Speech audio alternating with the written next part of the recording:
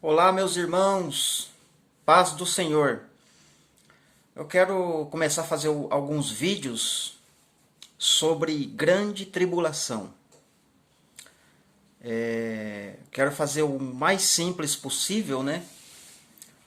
Porque eu acredito que tenha pessoas que precisam, né?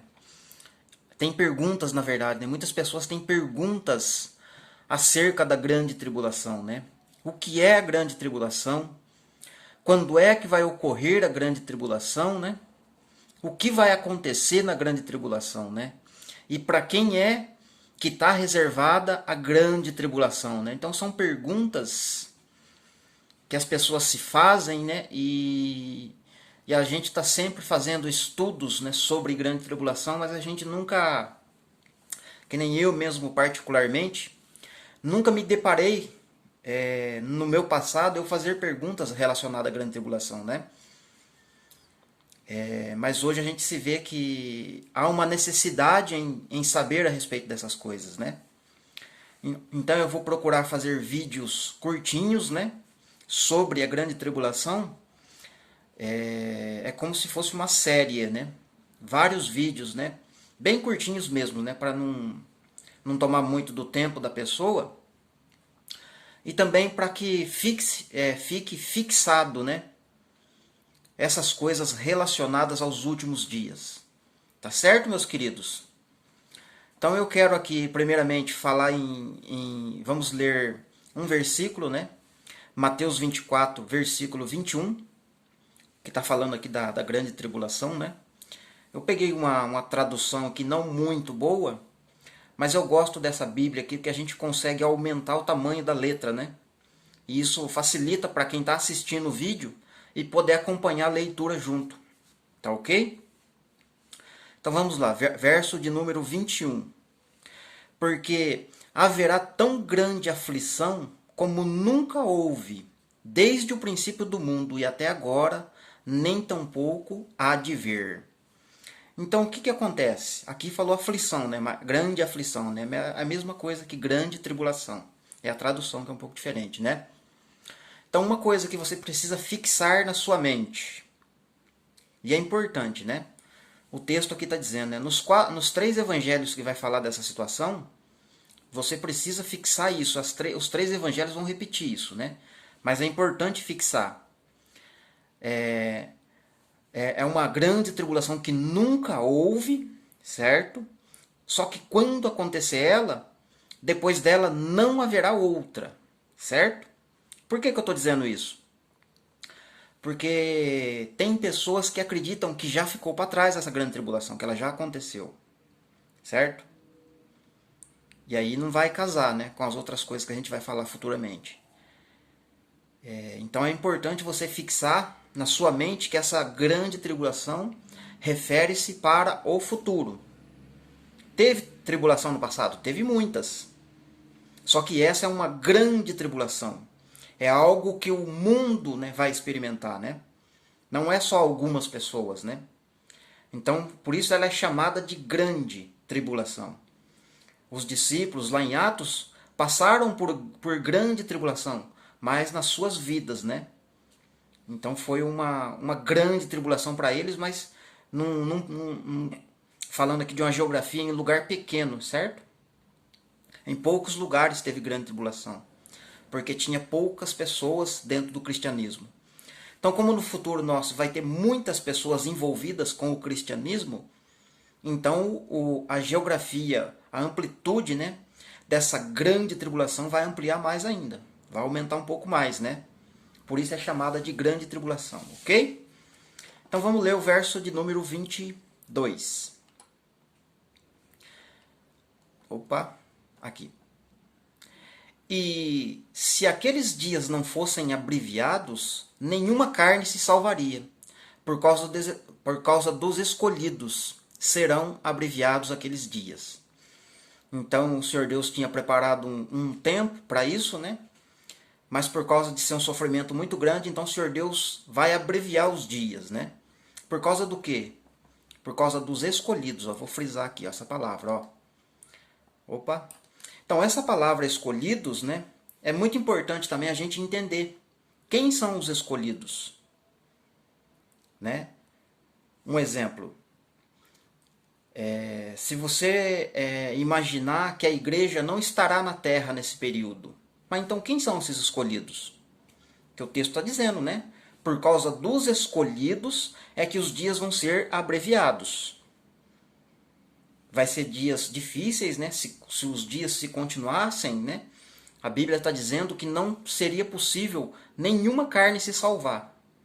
Ou seja, tamanho vai ser o sofrimento das pessoas nesses dias, né? Mas o texto está dizendo, vai ser abreviado por causa dos escolhidos. Mas quem são os escolhidos? Aí eu separei alguns versículos para a gente dar uma olhada, né? Agora eu vou sair aqui um pouquinho da tela para a gente ver quem são os escolhidos, né? Então a gente vai aqui em Mateus mesmo, né? Aqui em Mateus mesmo, né? Capítulo de número 20, né? Versículo de número 16. Vamos descer aqui. Bem rapidinho. Tá aqui.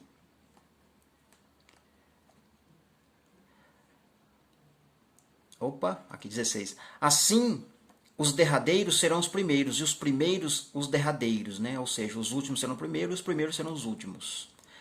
Porque muitos são chamados, mas poucos os escolhidos, né? Então tá aqui embaixo, ó. Deixa eu pôr em azul aqui para poder aparecer aí na tela, tá vendo? Certo? Então aqui está um verso falando dos escolhidos, né? Jesus falando lá um pouquinho antes, né? Tem muitas pessoas que são chamados para a obra, mas são poucos os escolhidos, não é? Vamos para outro versículo, agora no Evangelho de Lucas, né? Vamos lá para o Evangelho de Lucas, capítulo de número 18, versículo 7. Vamos descer aqui, olha lá. E Deus não fará justiça aos seus escolhidos, que clamam a Ele de dia e de noite, ainda que tardio para com eles, né? Então está falando do juiz iníquo, né? Que as pessoas, né, quando orar, é para ela insistir na oração, é para perseverar na oração, etc, etc. Não é o texto aqui agora, o assunto, mas, né? Será que Deus não vai fazer justiça para os seus escolhidos, né? Então está aqui a palavrinha escolhidos, né? Para a gente ver que escolhidos, né, está se tratando da igreja, beleza? Mais um versículo, né, para a gente olhar. Segundo aos Tessalonicenses, vamos lá. Segundo aos Tessalonicenses, né, capítulo de número 2, versículo de número 13.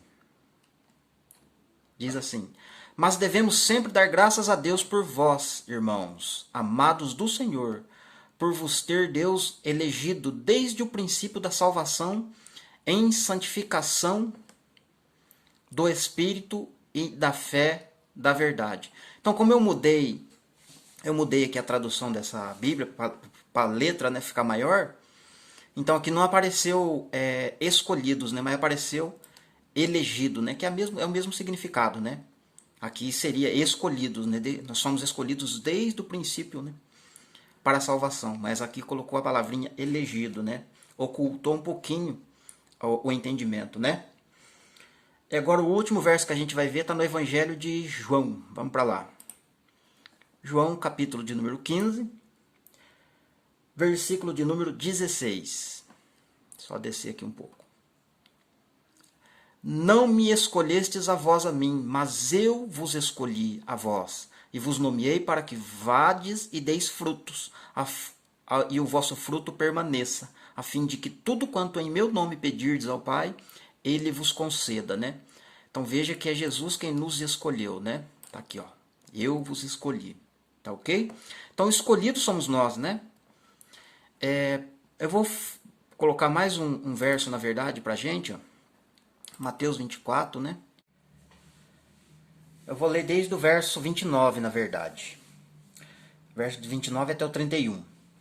E logo depois da aflição daqueles dias, o sol escurecerá, e a lua não dará sua luz, e as estrelas cairão do céu, e as potências do céu serão abaladas. Então veja que Jesus está falando, né? Depois daqueles dias de aflição, depois da grande tribulação, o sol se escurece, a lua não dá sua luz e as estrelas caem do céu. Ou seja, os escolhidos passam por todo esse período, né? Que olha só a sequência do verso que vai dizer, né? 30. Então aparecerá no céu o sinal do Filho do Homem, e todas as tribos da terra se lamentarão e verão o Filho do Homem. Isto é, todas as pessoas vão contemplar, vão ver, né? Não é uma vinda invisível, né? Todas as pessoas vão ver, tá certo? Tá aqui, ó. Vou frisar aqui, né? Olha lá. Todas as tribos da terra se lamentarão e verão. Ou seja, nós vamos ver, não vai ser invisível, né? O Filho do Homem vindo sobre as nuvens do céu com poder e grande glória. Para quê?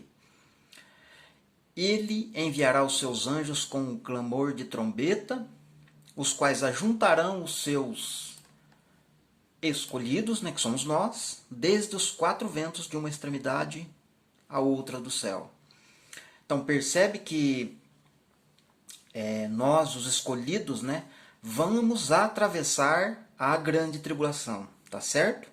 Isso é um ponto muito importante de se compreender. Se eu sei que eu vou atravessar a grande tribulação porque eu sou escolhido, eu preciso me preparar para isso, né? Então eu preciso aprender sobre a grande tribulação. É necessário que eu aprenda sobre isso. Por quê? Porque se a grande tribulação não fosse preparada, se não fosse acontecer para a igreja, para que o Senhor Deus iria escrever? Por que Jesus ia falar dessas coisas, né? Porque, na verdade, se a gente for parar para pensar, meditar sobre isso, somente os eleitos, somente os escolhidos é que lê a Bíblia, certo? Agora, por que Deus ia trazer grande tribulação para o mundo sem avisar? Ou seja, sem falar, né? Sem escrever.